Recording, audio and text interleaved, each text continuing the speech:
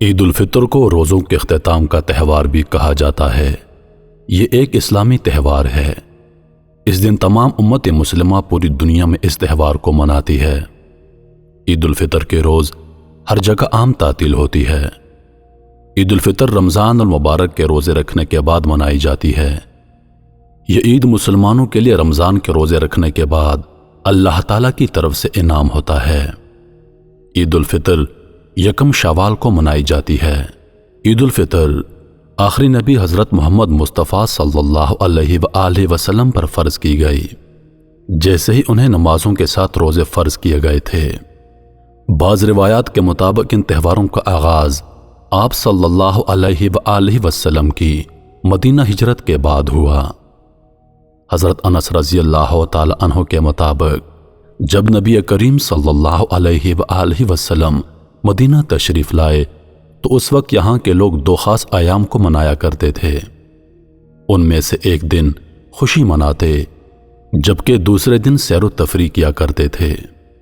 آپ صلی اللہ علیہ وآلہ وسلم نے انہیں منع فرمایا اور انہیں آگاہ کیا کہ اللہ تبارک و تعالیٰ نے ان کے لیے 2 دن خوشی منانے کے لیے مقرر کیے ہیں، ایک عید الفطر اور دوسرا عید الاضحیٰ، لہذا انہیں کسی اور ایام کو عید کی طرح منانا نہیں چاہیے۔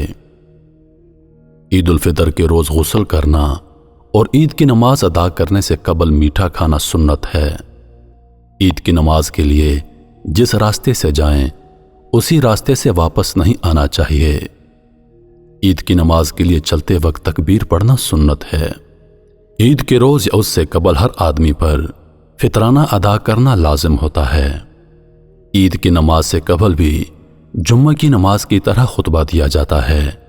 نماز ادا کرنے کے بعد سب مسلمان ایک دوسرے سے عید ملتے ہیں اور عید کی مبارکباد ایک دوسرے کو دیتے ہیں۔ ہر ملک میں ان کی ثقافت کے مطابق عید منائی جاتی ہے۔ اب ہم چند اسلامی ممالک کے عید منانے کے دستور کا جائزہ لیتے ہیں۔ سعودی عرب، یہاں کے لوگ عید کے لیے اپنے گھروں کو سجاتے ہیں اور اپنے اہل خانہ کے لیے غیر معمولی کھانوں کا اہتمام کرتے ہیں۔ اس دن سب نئے کپڑے اور جوتے پہنتے ہیں۔ ان کی عام روایات کے مطابق عید کی نماز کے فوراً بعد عرب کے لوگ گھر کے کسی خاص کمرے میں اکٹھے ہو کر بیٹھتے ہیں، جہاں کھانا کھانے سے قبل گھر کے بچوں کو تحائف اور عیدیاں دی جاتی ہیں۔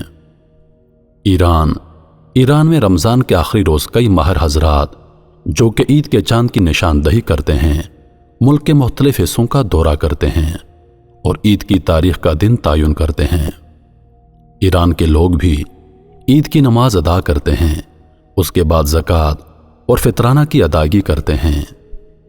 ان تمام امور کی ادائیگی کے لیے وہ ہر لمحہ آیت اللہ خامنئی کے احکامات کے پابند ہوتے ہیں۔ افغانستان سنی مسلم افغانوں کے مطابق عید پوری 3 دن تک بہت اہمیت کی حامل رہتی ہے۔ افغانستان میں مقیم پشتو بولنے والوں کے نزدیک عید کے سب سے اہم دن کو کوچنئی اختر کہا جاتا ہے۔ افغان عید کی تیاریاں 10 دن قبل ہی شروع کر دیتے ہیں، جس میں گھر کی صفائی سب سے اولین ترجیح ہوتی ہے۔ اسے خانہ کاتاری انداری بولا جاتا ہے۔ لوگ بازاروں کا رخ کرتے ہیں اور مٹھائیاں خریدتے ہیں۔ عید کی نماز ادا کر کے سب اہل خانہ سے عید ملتے ہیں اور مٹھائیاں تقسیم کی جاتی ہیں۔ البتہ شام کے وقت سب لوگ اپنے گھروں سے باہر خیمہ ڈال کر آگ جلاتے ہیں اور پوری بستی کے لوگ ایک ساتھ جمع ہو کر خوشی مناتے ہیں۔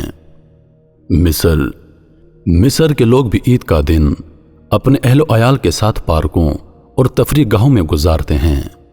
مصر میں بھی بچوں کو عیدی دینے کا رواج ہے۔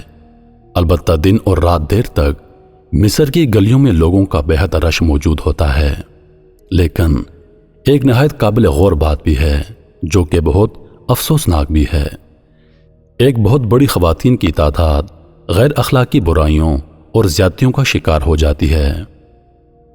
کیپ ٹاؤن ساؤتھ افریقہ میں آخری روزے کی شام میں افطار سے قبل ایک جگہ جمع ہو جاتے ہیں جسے کہ وہ گرین پوائنٹ کہتے ہیں۔